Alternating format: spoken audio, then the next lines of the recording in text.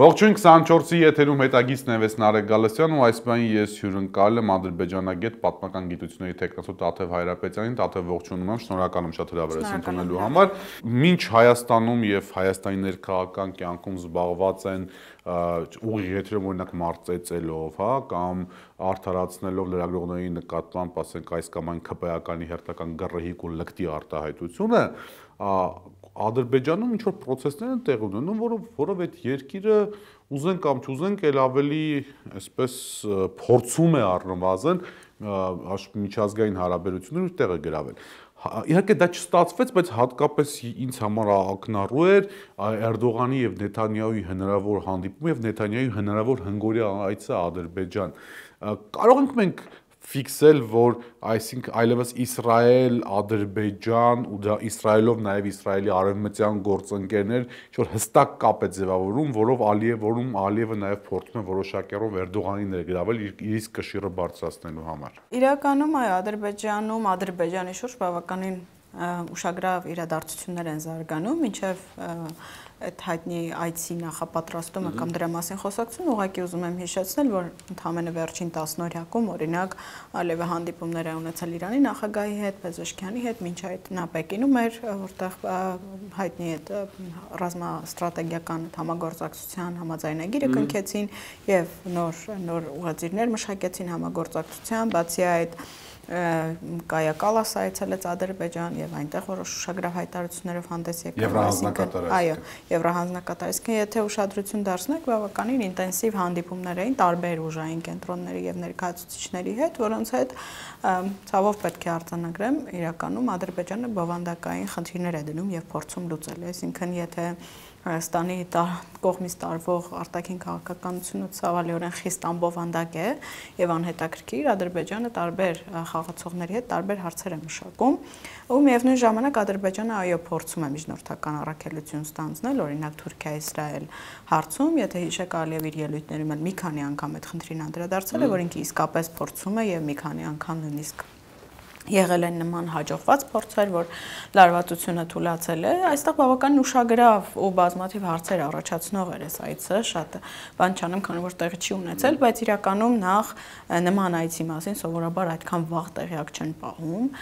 եւ Էրդողանի այցի հետ կապված էլ բազմաթիվ հարցականներ կային ու հետո հանկարծակի ու ադրբեջանական օրինակ տիրույթում քննարկում էր, որ լավ, եթե անգամ Էրդողանի հետ չէր հանդիպում, գոնե մի օրով այցելեր Բաքու, ոնց որ հաշվի առնելով Ալիևի դրած բայց դա էլ տեղի չունեցավ առհասարակ մերժվեց այցը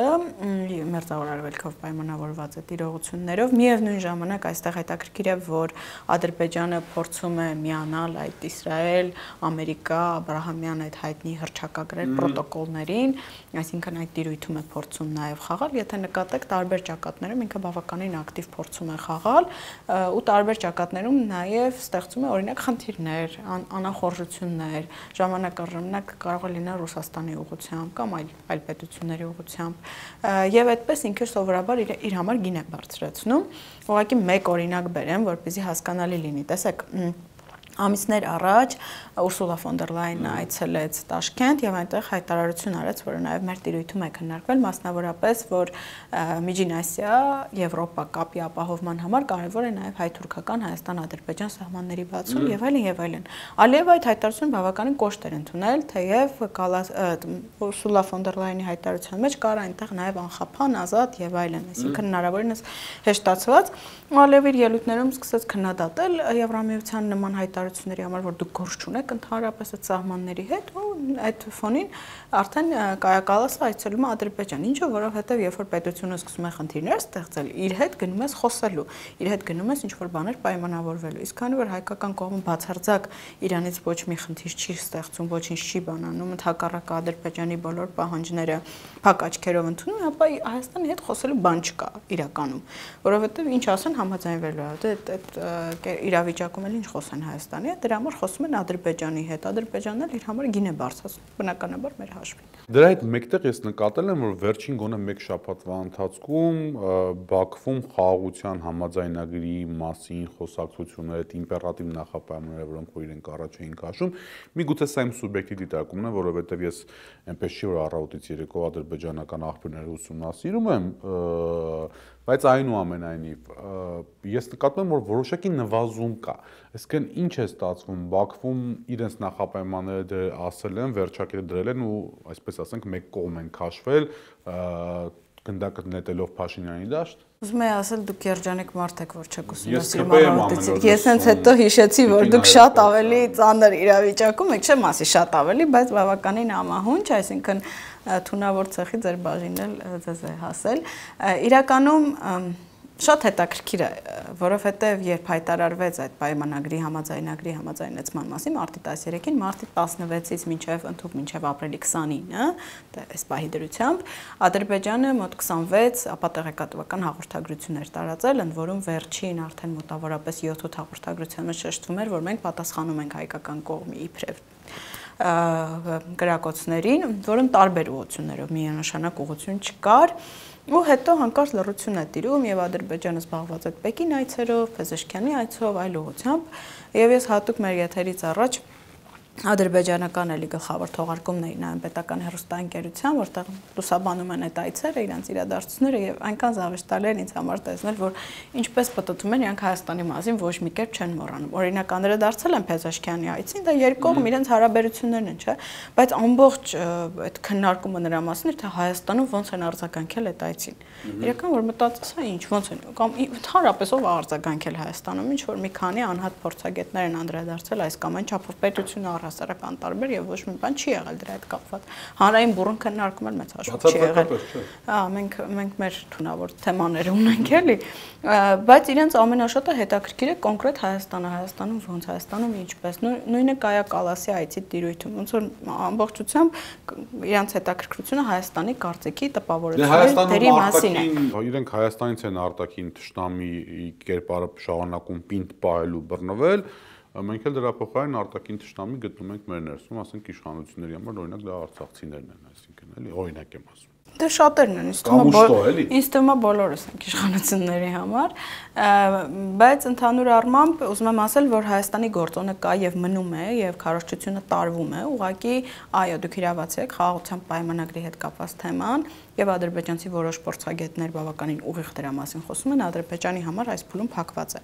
Ուստի ես կարծում եմ, որ այն իշխանավորները, որոնք այսօր խոսում են, թե իբրև քննարկում են օր, ժամ, տեղ, ինչ որ բաներ ստորագրելու, նրանք իրականում ստում են, որովհետեւ ակնհայտ է ինձ համար, որ Ադրբեջանի պետք չի թղթի ստորագրում եւ թղթի ստորագրում պետք չի գերազանցապես Հայաստանի պատճառով, որովհետեւ Հայաստանը բավարարում է Ադրբեջանի բոլոր պահանջները եւ Հայաստանը իր քայլերով, իր գործողություններով իրականում անհետաքրքիր է նույնիսկ դարձել իր հետ որևէ թղթի ստորագրումը։ Իսկ ուղղակի սպասում են թե հերթական ինչպիսի զիջում տեղի կունենա։ Բնականաբար սպասում են հերթական ինչպիսի զիջում պիտի տեղ ունենա եւ ի վերջո Ալիևը նաեւ մտածում է երկարաժամկետ առումով։ Բնականաբար իր համար շատ շահավետ է Փաշինյանի մնալը իշխանության եւ որքան Փաշինյանը երկար մնա, այնքան ավելի մեծ դիվիդենդներ ու լավ լոտոներ կշահի Իլհամ Ալիևը, բայց նաև ինքը իր քայլերով փորձում է այնպիսի ականներ դնել հայկական պետականության հիմքում, որ հետո Փաշինյանից հետո ով էլ գա, ինչքան էլ հզոր միտք ունենա, բայց բավականին դժվար լինի իր համար խնդիրներ լուծելը Հայաստանի։ Բայց լավ ինքը պիտի հասկանա, որ Փաշինյանական իշխանությունը իր լավագույն օպերորերը մեղմ ասած չի ապրում։ Դա չի նշանակում, որ վանդիմությունն է իր լավագույն օպերորը ապրում, բայց այնուամենայնիվ, այսինքն բնականաբար ինքը դա հոյակապ հասկանում է եւ դա քննարկել են օրինակ իրենց տիրույթում Փարաքարի Գյումրի ընտրությունները բավական ինտենսիվ քննարկվել են,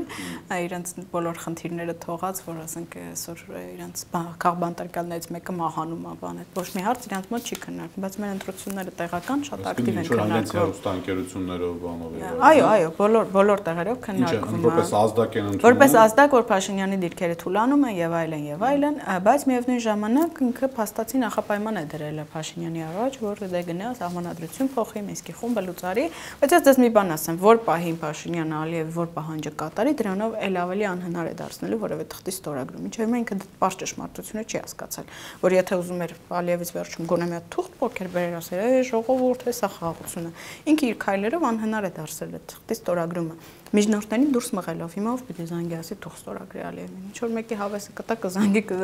չէ, բայց մեծ հաշվով ոչ մեկ չկա միջնորդ, որը հետաքրքրություն ցուցաբերի։ Ճիշտ է։ Ու կներեք մի բան էլ ուղղակի ավարտեմ ու այդ ֆոնին Ալիևին Նաև Մերձավոր Արևելքում իրադարձությունների ֆոնին Ալիևին ձեռ չի տալիս լրացուցիչ ուշադրություն հրավիրել հիմա իր վրա։ Գոնե առժամանակ, օրինակ երեք տեսա, որ կրկին ինչ-որ ապատեղեկատվական տեսանյութեր տարածվեցին ոչ ՊՆ-ի մակարդակով, բայց Telegram ալիքների։ Ընթացս կհասկացվի իհարկե, ես վստահ եմ, որ հետո նորից գալու է այդ փուլը ագրեսիվ հիբրիդային պատերազմի եւ հոգեբանական պատերազմի, բայց այս փուլում իր համար ավելի ձեռնտու է, որ Իրան ոչ մեկ չհիշի դեռևս այդ տեսանկյունից։ Ես ինչի էի ուզում, ինչի փորձեցի ընդհատել, որ մեկ ամիս տևած շուրջ լարվածությունը, որ կար հայ-ադրբեջանական սահմանին, կարծես թե մարել է այլևս երկու կողմերից այդ հայտնում ոչ Երևանից, ոչ Բաքվից չեն հնչում հայտարարություն, Բաքվից կեղծիք, Երևանից էլի պատասխան, որ մենք ոչ մի բան չենք կարել։ Հա, վերջին նման հայտարարությունը ապրիլի 29-ին է եղել եւ այլևս դրա հետ կապված հայտարարություն չկա, շատ հույս ունեմ, որ այլևս չի լինի, բայց իրականում իմ փորձագիտական հոտառությունը գալիս է փաստելու, որ դեռևս այդ իրավիճակների հետ մենք բախվելու ենք եւ ավելին ձեզ ասեմ, ինչքան ընտրությունների ժամանակահատվածը մոտենա, այնքան մենք ավելի շատ ենք զգալու Ալիևի վարած հիբրիդային պատերազմի վնասները, որովհետեւ ես վստահ եմ, որ իրեն ձեռնտու է Փաշինյանի մնալու իշխանության։ Ես այնպես չեմ ասի, որ գիտեք, վաղը մյուսօր մեկ կա ռադիկալ է փոխվելու, բայց շատ բան փոխվելու է, եթե մարդը լինի կոմպետենտ եւ պրոֆեսիոնալ եւ պետական մտածելակերպ ունեցող կամած թեկուզ, բայց շատ բան փոխվելու է։ Ու դրանից խուսափելու համար, դրա համար ասում Ալիևին ֆունդամենտալ փոփոխություններ են պետք։ Դրա համար է այդ սահմանադրության թեման շրջանառվել ու բոլորը այդ ֆոնին։ Այսինքն այնպեսի մի որ մենք ոչ մի պարագայում ոչ ոտքի չկանգնենք, չկարողանանք ոչ մի իրավիճակ շտկել, չկարողանանք երբևէ Արցախի հայերի իրավունքներից խոսել, ու այդ ֆոնին ֆենոմենալ է, որ 23-24 թվականներին ադրբեջանական հանրակրթական դպրոցներ մտնում է թեմա, որը արևմտյան Ադրբեջանը դա Հայաստանի Հանրապետություն, այսինքն Հայաստանի Հանրապետություն չի եղել, դա դպրոցում դասավանդող է, մենք հասկանում ենք, որ դա ֆունդամենտալ գիտելիք է դառնում։ Այսինքն պսևդոգիտելիք, բայց դառնում պսևդոգիտելիք, բայց այսինքն կրթվում են, ինչպես մեզ մոտ նորաձև են կրթվում, ու դպրոցներում, հանրակրթական դպրոցներում իրականում նախկինում եղել է կեղծիքներ Երևանի հետ կապված, Սևանի եւ այլն, չեմ ասում չի եղել։ Երկու զուգահեռ իրականություն էլի, մի պարագայում մեր կողմից ասում են ասում են նարատիվ, որ նայում եք դա ագրեսիա է, կառավարության կաբինետում արագած եւ այլն։ Շատ ծայրահեղ զուգահեռ իրականություններ են իրականում, երբ ես տեսնում եմ, թե մենք ինչ թեմաներ ենք, ինչ դատարկ թեմաներ ենք քննարկում, կեղծ իրական պատմական ինչ-որ թեմաներ, որ իրանք ստեղծում են, իրանք քննարկում են, իրանք դրա վրա ուրախանում են մեծ հաշվով, դրանք դատարկ զրույցներ են, ոչինչ չտվող ու ոչ միտեղ չտանող, բայց իրական հնարավորությունները թողած, իրական խաղաքարտերը թողած, իրական լծակները թողած, որ այսօր կարող ենք կիրառել, օրինակ բերեմ այս քրիստոնեական թեման, միգուցե այդ Կիրիլի այցի մասին խոսենք, հա, բայց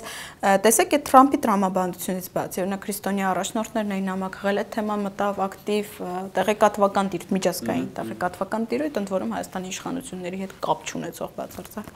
միջոցներով եւ գործիքակազմերով եւ արդյունքում հիմա Ադրբեջան սկսել է ինտենսիվ դրանից պաշտպանվել, այդ Կիրիլի այցը դրան ծառայեցվեց, որ տեսեք բազմակուլտուրալիզմ, բազմամշակութայնություն հայերեն ասեմ, եւ քրիստոնեական ժառանգությունը այստեղ պահվում է, օրինակ իրենց հեռուստաընկերությունները ու դիական եկեղեցիներ էին նկարում եւ այդպես անընդհատ ցուցադրվում է, բայց այստեղ մենք այնքան լծակներ ունենք, ասենք մի ամբողջ քրիստոնեական ժառանգություն է այսօր ոչնչացվում, Արցախում այնպես ինչպես ժամանակին տեղի ունեցել Նախիջևանում եւ դա այո մերն է, մեր պատմությունն է, բայց դա քրիստոնյա աշխարհի պատմությունն է եւ այստեղ Հայաստանը այնքան անելիք ու ասելիք ունի այդ տեսանկյունից։ Մյուս թեման օրինակ վերցնենք գալիք այդ հայրենական պատերազմի 81-ի հետ կապված նախկինում էլ է եղել, բայց հիմա շատ ինտենսիվ, օրինակ նույն Արցախում վերացում հայրենական պատերազմի հուշարձանները, որը պետք է որ ենթադրում են որոշ ուժերի համար։ Օրինակ Նելսոն Ստեփանյանինը, բայց ի վերջո մեր մարշալները եղել են հենց Արցախից, նույնիսկ նույն գյուղից երկու մարշալ է եղել Չարտախլու գյուղից, եւ այդ ամբողջ ժառանգությունը ոչնչացվում է, այդ ամբողջ ժառանգությունը նսեմացվում է եւ կարելի է դրա մասին իրապես լավ աշխատել խոսել, նույնիսկ պարտադիր չի, որ առաջին դեմքերով խոսեն կամ պաշտոնյաներով, այնքան միջոցներ կան տեղեկատվական, տարբեր այլ գործիքակազմեր, ում կարելի է կիրառել եւ այդ ամեն ինչը ջրի երես հանելով բավականին խնդիրներ ստեղծել։ Հիմա մենք level up ենք եղել արդեն։ Այսինքն մեր խնդիրները թողած, մեր խնդիրները թողած, ես նայում եմ, որ 3 հանրային հեռուստաընկերությամբ հայտնի հաղորդավարը, իշխանությունների պրոպագանդիստ, զբաղված էր այլևս ով է հաղթել երկրորդ աշխարհամարտում սովետական միությունը, թե միացյալ, թե կոալիցիան, լենդ-լիզով, մյուսով եւ այլն, այն որ թեթև ակնարկները, որ դենես չի որ սովետ միությունն, այսինքն գծիկ ռուսներն են հաղթել, էլի, եւ որտեղ ռուսները այնտեղ անգլիացիները, Ամերիկա, դա կամած այլևս մենք զբաղված ենք համաշխարհային վեճերի լուծմամբ, էլի, մեր բոլոր խնդիրները թողած։ Ես իհարկե իմ ադրբեջանական պետական հեռուստաընկերությունն է, իմ ուշադրության կենտրոնում, բայց ես կարող եմ ասել, որ այդ կեղծ քննադատական մտածելակերպ, այդ որ ստեղծում են այդ տպավորությունը, թե իբրև ճշմարտություն են փնտրում, դա դուք խոսում եք հայրենական պատերազմի կամ երկրորդ համաշխարհայինի մասին, բայց ամենացցությունը դրսևորվեց ցեղասպանության թեմայով, հայոց ցեղասպանության թեմայով, որտեղ իրենք իրապես կեղծ անհասկանալի թեզեր սկսեցին առաջ մղել, եւ ինձ համար օրինակ ապշեցուցիչ էր հետևել այդ ժամանակահատվածում, երբ Թաներ Աքչամներ թուրք պատմաբան, լսում եմ, ասում եմ, լավ, չեն ուզում ոչ մի պատմիչի հավատան, ցեղասպանության ինստիտուտին չեն ուզում հավատան, թող այս մարդուն լսեն։ Ի վերջո հետազոտություն է արել, ուսումնասիրել է արխիվներ, գրել է գրքեր, դասավանդում է ցեղասպանագիտություն Միացյալ Նահանգներում, ընդ որում ինքը շատ հավատացյալ է այդ տեսանկյունից ոչ միայն հայոց ցեղասպանության, այլ իր պայքարով տարբեր հատվածներում ընթացող ցեղասպան գործողություն, այսինքն այդ մարդը իր գործի նվիրյալ է, ինքը ոչ մի խնդիր այլ չի լուծում, քան ունի հավատամք եւ գնում է դրա հետևից։ Ու պարզ պատմում է փաստաթղթերով ընդունված որոշումը, դրանից հետո դուք չէ, բայց մի հատ եկեք մտածենք։ Այսինքն այդ կեղծ քննադատական մտածելակերպը, որը ի վերջո մշտապես օգնում է ադրբեջանական ու թուրքական թեզերի սնուցմանը, բնավ կապ չունի քննադատական մտածելակերպի։ Չէ, դա այստեղ ակնհայտ է, որ իրենք քաղաքական խնդիր են փորձում լուծել, քաղաքական եւ աշխարհակաղակական։ Բայց դա ոչ մեկ չի գնահատում, սա է հետաքրքիր, որ ինչքան իրենք փորձեցին մեր ազգային, պետական, մարդկային կյանքերի ու շահերի հաշվին խնդիրներ լուծել ու այսպես ասած աչոկներ տալ մեր հակառակորդ կողմերին, բացի նվաստացումից, բացի նոր ռիսկերից ու ագրեսիայից, բացի ադրբեջանական հանրակրթական դպրոցներում արևմտյան Ադրբեջան թեզը մտցնելուց, ուրիշ բան իրենք դեռևս չեն կարողացել ստանալ։ Դրա համար, եթե մի քիչ իրապես որոշել են կրթվել եւ հասկանալ, ապա կարող են նստել ու մտածել ու միգուցե հասկանան, չնայած ես այդքան լավատես չեմ։ Ես չեմ կարողանում ասել, այդ կրթվելու պատմությունը ինձ ուղղակի, չգիտեմ, ես մարդ եմ, որ եւ դուք եւ բազմաթիվ հարյուրահազարավոր մեր հայրենակիցներ, որոնց փոքր ժամանակվանից երևի սովորացել են, որ կրթվելը ոչ թե պարտադիր է։ Հա, այսինքն դա քո կյանքի քննարկման առարկա չի։ Դա քո կյանքի սովորական բնականon ընթացն է, որով դու պիտի ապրես, այսինքն Որով դու պիտի ինչ-որ բան քեզանից ներկայացնես, ինչ-որ մասնագետ։ Լավ ապրելը վատ ապրելուց լավ է, լինել աղքատ ավելի վատ է, քան կրկին վերադառնում ենք դատարկ ու սնանկ օրակարգերի։ Սա հա, բայց այդ օրակարգերի դիմաց այլ օրակարգ։ Այո, դա ամենակարևորն է, որ պետք է Այո, դե օրինակ օրակարգը այն պետք է լինի իմ կարծիքով, որ հստակ փաստերով ապացուցում է, որ երկրի ղեկավարը խափեփա է, որում եթե այդպես մրցույթ անցկացվեր խափեփայության, ինքը պատվավոր առաջին հորիզոնականը կզբաղեցներ 2018-ին էլ ժողովրդին խափել, 21-ին էլ խափել իր բոլոր նախընտրական ծրագրերով, ընդ որում շատ ուշագրավ էր, որ վերջերս ուզում է իրենց այդ կուսակցության ծրագիրը գտնել, պարզից կայքից են հեռացրել եւ այլն։ Իրենց թվում է ոչ մեկտեղ պահած չի լինի ծրագիրը էլի։ Ու պատրաստվում է նաեւ 26 թվականին վստահորեն խափել։ Կանոնադրության ծրագիր ու անցած ճանապարհ բան արեցին shift delete արեցին կուսակցության ծրագիրը Դե հենց դա որ իրականում հիմա ներողություն եմ խնդրում այս ֆոնին հարցս միգուցե մի քիչ ներքաղաքական թվա Ադրբեջանի հետ կապ չունեցող, բայց այնուամենայնիվ էլի այս ֆոնին երբ որ մենք խոսում ենք Ադրբեջան, արևմտյան ճակերտավոր Ադրբեջան, ընդհանրապես Հայաստանի Եկեք դրա կոչենք էքսպանսիոնիստական ծրագիր։ Էքսպանսիոնիստական ծրագրերի մնացած բաների մասին, այս իշխանությունները բոլոր խաղաքարտերը իրենց այրել էին, այսինքն Արցախ Հայաստանը վերջ խաղաքարտը, չգիտեմ, հայդատականությունը Փաշինյանական, որ վերածվեց հետո սահուն դեպի կոլաբորացիոնիստական այսպես որոշակի հայտարարությունների, հա, բայց ինչ էին ասում են, այ տեսեք ասում են, սրանով հանդերձ մենք ժողովրդավար ենք, մենք այդ պատժեզներում բան չենք անում, չենք ծեծում եւ այլն, վերջի շրջանում կարծես թե այդ հարցում էլ իրենք հետ քայլ կատարեցին ու դե իհարկե անշուշտ իրենք անձամբ չէին, իրենց կոալիցիոն գործընկերներն էին, բայց օրինակ ուղիղ եթերում ինչպիսի արևմտյան արժեքների սիրահար պետք է լինես եւ դավանող պետք է լինես չակերտներով անշուշտ, որպեսզի ուղիղ եթերում մի 15-20 հոգով մարդ ծեծես, վերջում ասես լավ եմ արել։ Ես նաև ուզում եմ քեզ հարցնել այդ դրամանություն մարդ, որը որ վերջի աշխատում շփվում է նաև դիվանագիտների, դեսպանատների, փորձագիտական իր կարծիքն է ներկայացնում, այդ մարդու իրավունքները արևմտյան դեսպանությունների, ինչ չեմ ասում, օրինակ ռուսներու պարսիկները, որտեղ կներեք երբեք իրանք առանձնապես այդ թեմաների վրա ուշադրություն չեն դարձրել։ Բայց ձայն, ձույն եւ այլն, այսինքն ինչքան պիտի շարունակեն ձայն չանել այս տրամաբանության մեջ։ Մատել ասեն Հայաստանը ամեն օր ավելի ազատ է դառնում։ Մի քանի կետով կուզեմ անդրադառնալ, նախ երբ մի անգամ պատերազմից հետո Փաշինյանը մի հայտարարություն արեց, ասեց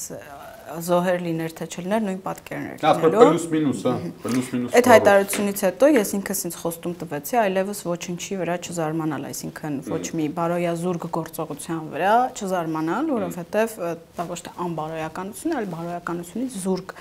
իրավիճակ է, այդ արտահայտությունը ես իմ կողմից շատ հարգված փիլիսոփա Աշոտ Ոսկանյանից եմ լսել եւ լիովին ընկալելի է ինձ համար։ Ինչ վերաբերում է ժողովրդավարության դիմակին 2018-ի Թավշյա ոչ բռնին, որը կամաց դառնում է բռնի ու ոչ այնքան Թավշյա, ապա կարծում եմ դիմակը շատ շուտվանից է պատրվել իրականում եւ վերջերս մի խումբ երիտասարդներ, տարբեր մարդիկ նաև իրենց հարգանքի տուրքն էին մատուցում, օրինակ Սոնամ Նացականյանի հետ կապված այդ ողբերգական միջադեպին, որտեղ ոչ մեկ չպատժվեց որպես այդպիսին, եւ նմանատիպ այլ գործողությունների բազմաթիվ լրատվականներ շատ ակտիվ անդրադառնում են կոռուպցիոն բավականին բարձր վերնախավի մոտ եղած սկանդալներին, Անիֆի թեման հայտնի, որտեղ ոչինչ չի կառուցվում, ոչ մի ներդրում չի բերվում, բայց դրա գնահատականը Փաշինյանի կողմից խայտառակություն է, գիտեք, ժողովուրդը այնպիսի խայտառակություն է, ասենց մի էմոցիոնալ մի արտահայտություն, ու սովորաբար ինքը բովանդակային դիսկուրսներին հակադրում է այդ էմոցիաները, ասենց ինչ որ ոտը ձեռը, ասենց, որովհետև եթե մարդը ասելիք ունենա, ինքը տենց ոտի ձեռների կարիք առանձնապես չունի։ Մարդը էմոցիոնալ էակ է իհարկե, կարող է էմոցիա դրսևորել, դա չի հարցը, բայց երբ ասելիքդ բովանդակային եւ փաստական է, դու այլևս ավելորդ բայց արիենտի որ խորհրդատիպը քաղաքական ամենում շամանական պարպարելը արդեն անգամ իր համար էր ճերեշ։ Գիտեք, ադրբեջանական TV-ներ էլ մտել տենց եմ տեսել։ Բանը ինձ մեկ թվում է, որ ինքը այդ ամբիոնը բռնում է, ինչ որ sense բան առաջանում մոտ, որ շատ շուտ այն խնդիր ունի իր ու այդ ամբիոնի մեջ որ բան առաջանում հետո, բայց Աստված իր հետ այդ տեսանկյունից թող իր ջուրագրգիռ բաները դրսևորի, այս ինչ վերաբերում է այդ միջադեպին, ծեծին, քննադատություններին եւ դրանից հետո լավ շրջանանցանք այս վիճակին։ Եթե ես բազմաթիվ հեռուստադիտողների խնդրանքով իմ թզբեղը անեմ եւ ասեմ, իրենք նույնիսկ իրենց ճակերտավոր պանյատներում խեղված են, որովհետեւ եթե իրենք մտածում են, որ դա նորմալ է, որ հավաքվեն 10 քանի հոգով կամերաների դիմաց մարծածեն ու ասեն, վայ տեսեք ինչ լավ բան արեցինք, բա մենք տղա ենք, նախ եթե դուք այդ արժեքները կրող լինեք, դուք երբեք Փաշինյանի հետ կոալիցիայի մեջ չեք լինի, դուք ստախոսների, գցողների եւ խափեփաների հետ նույն դաշինքում չեք լինի, եթե արժեքային դաշտ ունենաք։ Եվ երկրորդ դա բացարձակ չի խոսում է ձեր պանյատների մասին, դուք ուղղակի որոշել եք առույց կտրեք, որովհետեւ հիմա իշխանության հետ կոալիցիայի մեջ եք։ Վաղեմիսօր չեք լինի, այդպես դες իհարկե չեք կարողանա պահել, բայց հիմա այդ հանձարցակությունից մաքսիմալ օգտվում եք եւ այդ բռնության փաստացի հրահանգը ինչ որ առումով ասեմ կամ անուղակի ընդունելի լինելը նախորդ օրը թույլ տվեց ինքը քաղաքապետը երբ ասպա կարծում եք մենք չենք պատասխանելու եթե այսպես լինի կամ այնպես լինի դե ասես պատասխանած գնացեք ծեծեք ես կարծում եմ դե հիմա չեմ ասում ուղիղ ասեց դա լուրջ խնդրեմ են առումով որ դե գիտեք իրանք ես վստահ եմ էլի քանի որ եղել եմ թիմի իրանք միշտ իրանք ասում են թե մենք Արցախից թեման ենք մարսել էլ ուրիշ ոչ մի լուրջ խնդրեմ մեր համար չկա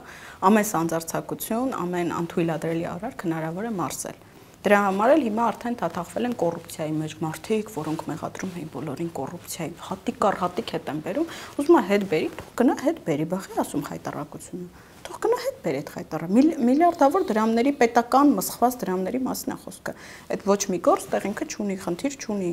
ամեն ինչ նորմալ է։ Ուղղակի մի քիչ խայտարակություն է։ Մասին եք ասում, բայց օդում կախված Դե ես ասում եմ այն եմ ասում, ինչ կոնկրետ փաստերով եւ այլն լրատվականները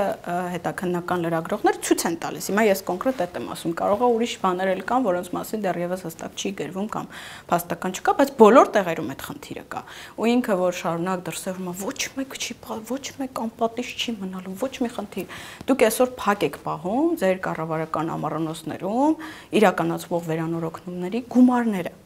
Ինչու, եթե այդքան ժողովրդավար եք, այդքան Ինչպես նաև թափանցիկ օրինակ եք, բաները, արտագնա այցերը եւ այլն, այո, ինչ օգուտ եք տալիս, լավ, մի կողմ թողում ձեր օգուտը, ինչքան գումարներ են ծախսվում այդ այցերի վրա։ Կարծում եմ, որ Հանրապետության նախագահ Վահագն Խաչատրյանի բոլոր այցերը շատ կարևոր են։ Դե ֆունդամենտալ փոփոխություններ են բերել Հայաստանի կյանքում, բայց կրկին վերադառնալով, եկեք դեսպանների թեմային էլ կարճ անդրադառնամ, նախ իմ խորին համոզմամբ մենք ժողովրդավար չենք ինչ-որ մեկի համար, ես կարծում եմ ուղղակի Հայաստանը իրոք չի կարող իրեն թույլ տալ շռայլություն չլինել նորմալ ժողովրդավար ազատ խոսքի երկիր, բնականաբար ես չեմ ընդունում հայհոյանքը, չեմ ընդունում վիրավորանքը, ազատ խոսքը դրա մասին չի, բայց ես ընդունում եմ Հայաստանի ժողովրդավար լինելը եւ դա ինձ համար կարեւոր է։ Բայց ինչ վերաբերում է դեսպաններին, ապա դուք միգուցե վերագրում եք այն ճակերտավոր իրավապաշտպաններին, որ շատ երկար ժամանակ շատ հանգիստ այս կոլաբորացիոնիստական իշխանությունների բոլոր քայլերին աջակցում են, բայց ես վստահ եմ, որ այդ ամեն ինչը շատ ժամանակավոր ու գնալով փոփոխվող աշխարհում հատկապես շատերը զրկվում են իրենց ֆինանսական աղբյուրներից, որի համար իրենց այդպես են պահում, զրկվում են հրահանգներից, արդեն նկատվում է, որ որոշ տեղերից այլևս հրահանգներ չկան, որոշ կառույցներ, այսպես ձևակերպեմ, իրենց վերաբերմունքը սկսում են փոխել, ավելի պրոֆեսիոնալ պահել, այո, որովհետև այդ ակնհայտ հրահանգները չկան, բայց իմ խորին համոզումն է, միշտ մենք զրուցել ենք, դուք ասել եք, այ արևմուտքից աջակցություն ունի Փաշինյանը եւ այլն, եթե ուներ կամ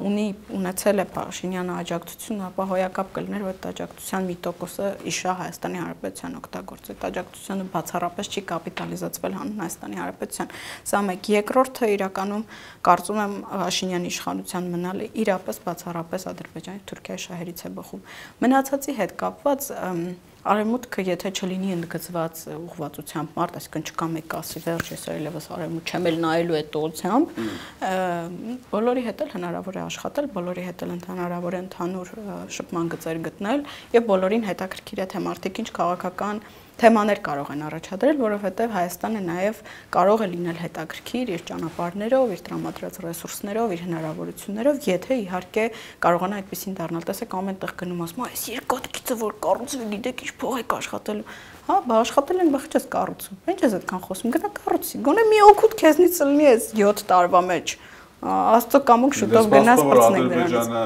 Ինչ անի, Ադրբեջանը բացի սահմանները, տեսել եք ոնց է այդ ճանապարհները կառուցել։ Ադրբեջանը իր այդ այսպես կոչված Զանգեզուրի միջանցք ինքը որ ենթադրում է ամբողջությամբ ճանապարհաշինությամբ է լցված ու ամբողջությամբ այդ գործն է տանում։ Բացեք, տեսեք այդ կադրերը, դրանք փակ չեն։ Դրանք ակնհայտ են եւ ասֆալտը գայս եմ չմեսանան կանգնում։ Այո, ինքը այդ գործողությունը անում է։ Ու իրենք տարբեր ուղղություններով աշխատում են, տեսեք, Իրանին ասում են լավ, քո հետ է տարաքսի ճանապարհը կկառուցենք, չգիտեմ ինչ, տարբեր կողմերի հետ խաղարկում են, բայց ինձ հետաքրքիր էր Ալիևի այցը Չինաստան եւ ես կարծում եմ այդտեղ կար այդ թաքնված բան է, որովհետեւ ինքը Սյունիքի հետ կապված իր էքսպանսիոնիստական ծրագրերում իրապես չի կարողանում միջազգային կոնսենսուսի հասնել, որովհետև դա աշխարհաքաղաքական խնդիր է, դա նոր խնդիր չէ, եւ այդտեղ շատ խաղացողների կարծիք է կարեւոր եւ հետաքրքիր։ Դրա համար ինքը այդ Ուրսուլա ֆոն դեր Լայենի այցից հետո եւ այլն այդ խնդիրը քննարկում որ տեսեք մենք այս ճանապարհներ կտանք որպեսզի ասեն դե լավ այդ 40 կիլոմետրն է քեզ անում դե տես ինչ ես անում այդ հարցը լուծի մեզ այդ ճանապարհն է պետք որովհետեւ Պեկինում մեկին հետաքրքիր չի չէ սենց նայել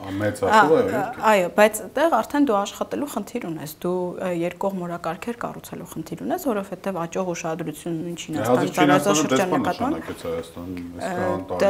ես կարծում եմ որտեղ խնդրեմ կա այսինքն մենք շատ միշտ նեղ ենք նայում աշխարհին, աշխարհը շատ մեծ է եւ բոլորի հետ աշխատելու հիմք ու հնարավորություն կա։ Դու կարող ես շատ նորմալ հարաբերություններ պահպանել արևմուտքի հետ, բայց չվախենալ օրինակ Իրանի հետ այդ